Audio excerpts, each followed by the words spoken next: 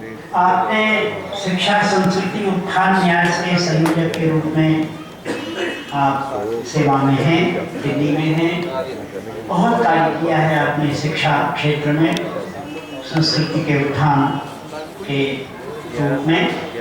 तो मैं आदरणीय श्री दीनानाथ जी बत्रा से प्रार्थना सहित निवेदन करूंगा कि वे अपने विचार कुछ क्षण रखें। श्री दीनानाथ जी बत्रा मंच पर युग पुरुष पूज्य चरण स्वामी श्री परमानंद जी महाराज पधार चुके हैं, उनका दर्शन कर रहे हैं। हमारे श्री बत्रा जी माइक तक पहुंच गए हैं, उनका अभिनंदन है।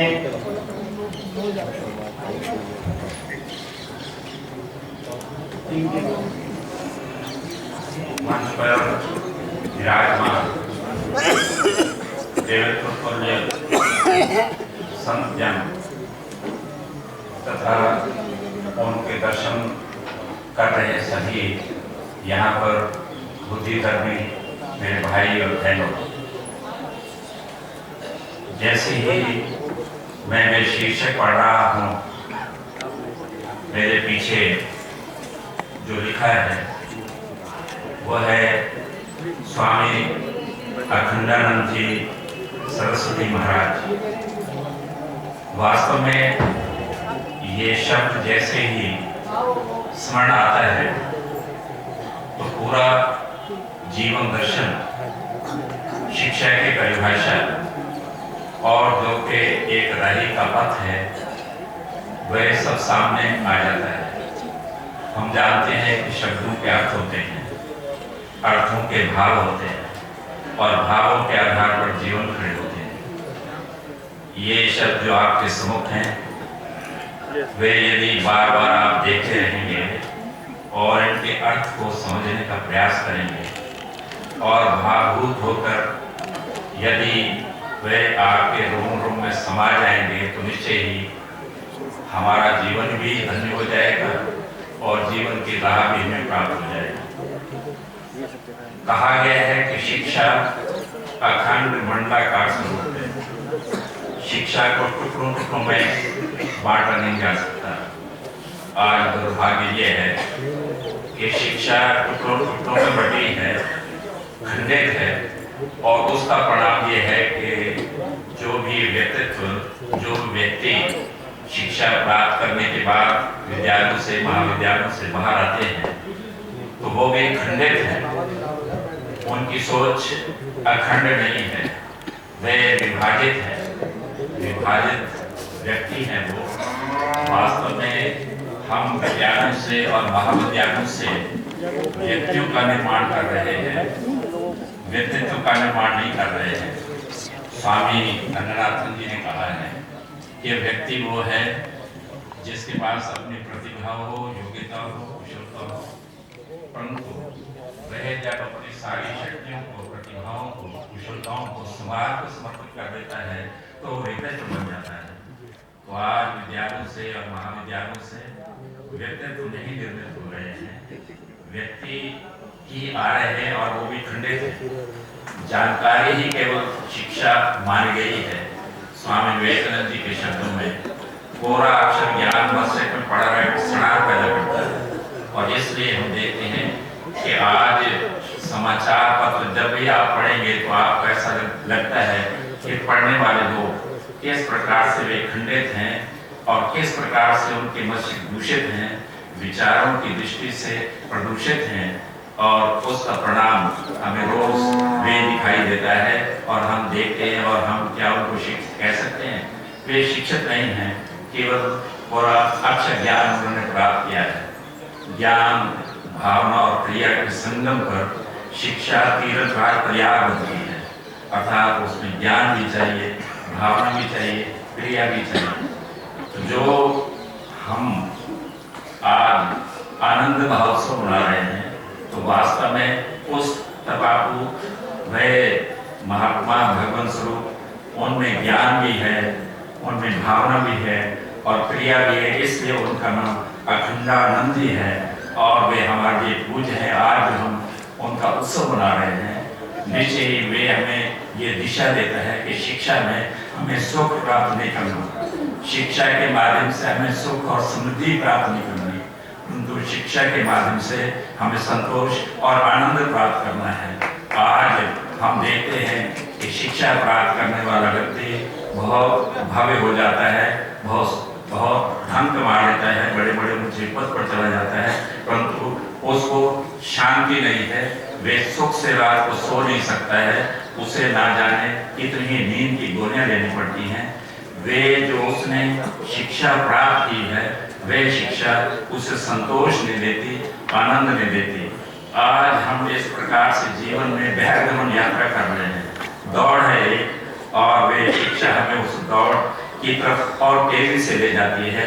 हम भौतिक जगत में वे सब देखते हैं और कहते हैं कि ये भी मुझे प्राप्त हो जाए, और साथ में ये भी आज शिक्षा कहती है कि शिक्षित व्यक्ति जो पढ़ रहा है कॉलेजेस में, तो उसका वेतन वहीं पर विश्वविद्यालय में ही तय हो जाता है, और कहा जाता है कि इस विद्यार्थी को लाखों रुपया प्राप्त होगा, और वही समझता है कि मैं लाखों रुपया प्राप्त करके बहुत ही जीवन में मैंने अपने जीवन का लक्ष्य प्राप्त कर दिया है। ये जो बहिर्गमन यात्रा है, जो चारों तरफ से इस प्रकार से हमें चमक दमक दिखाई देती है, फुदकती हुई तितलियां दिखाई देती हैं, जिसके चारों तरफ हम भाग रहे हैं, ये वास्तव में क्षणिक है और ये हमारी केवल यात्रा है, परंतु शिक्षा हमें अंतर यात्रा सिखाती है। यदि अंतर यात्रा नहीं है और बाहर के ही जगत में हम घूमते हैं, तो जो बाहर हम घूमते हैं वो तो यात्रा है, जब हम अंदर की यात्रा करते हैं तो तीर्थ यात्रा है। तो जब तक हम तीर्थ यात्रा नहीं करते, वो शिक्षा हमारे लिए अधूरी है, शिक्षा वो बेकार है, शिक्षा वो सनातनी है। आज सभी शिक्षण संस्थाओं में भारत में अभारत के चिन्ह दिखाई देते हैं। दिल्ली में मैं रहता हूँ, तो वहाँ पर वह जुर्माना कर दिया जाता है उस बालक को जो कि अंग्रेजी विद्यालय में पढ़ता है और हिंदी बोलता है।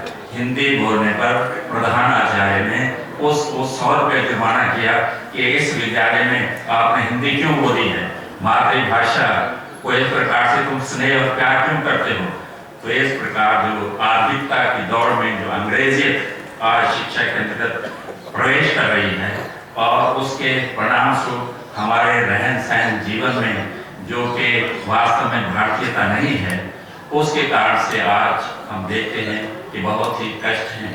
वास्तव में शिक्षा के अंतर्गत शिक्षा का भारतीयकरण होना चाहिए, शिक्षा का राष्ट्रीयकरण होना चाहिए, शिक्षा का आध्यात्मिकरण होना चाहिए। ये तीनों जब शिक्षा के अंतर्गत होंगे और पुस्तकों के अंतर्गत जब हमें इस प्रकार का ज्ञान प्राप्त होगा, तो निश्चय ही हम पूरे भारतीय बनेंगे और वास्तव में हम पूरे शिक्षित बनेंगे।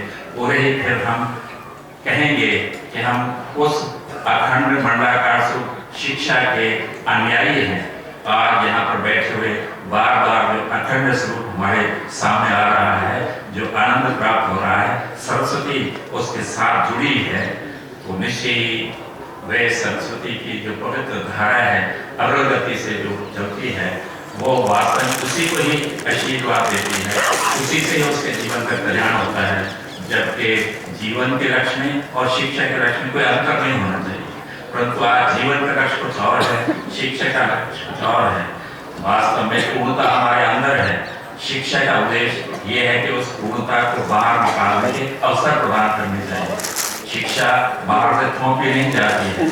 आज यदि विद्यालयों में जाएं, मैं सारे देश में विद्यालयों में जाता रहता हूँ, तो मैं देखता हूँ कि वहाँ पर कक्षा कक्ष में क्या हो रहा है। कक्षा कक्ष में ठोंसना और उंडेलना यही हो रहा है। कार्य बड़े अक्षर जो कि पुस्तकों के अंदर हैं, वे बच्चों के मस्तिष्क में किसी न किसी ढंग से ठोंसे जा रहे हैं, और साथ में ये प्रतीक्षा की जा रही है कि कब परीक्षा आए तो परीक्षा के बाद वो अक्षर जो कि उसके मस्तिष्क में पड़े हैं वो उसको उंडेल दे। और आश्चर्य की बात यह है, जो सबसे ज्यादा वे अक्षर उंडेलता है, इसको अंग्रेजी में डंपिंग और वोमिटिंग कहते हैं। वोमिटिंग अर्थात जो सबसे ज्यादा उल्टी करता है उत्तर पुस्तिका पर, वह सबसे योग्य और प्रतिभाशाली कहलाता है।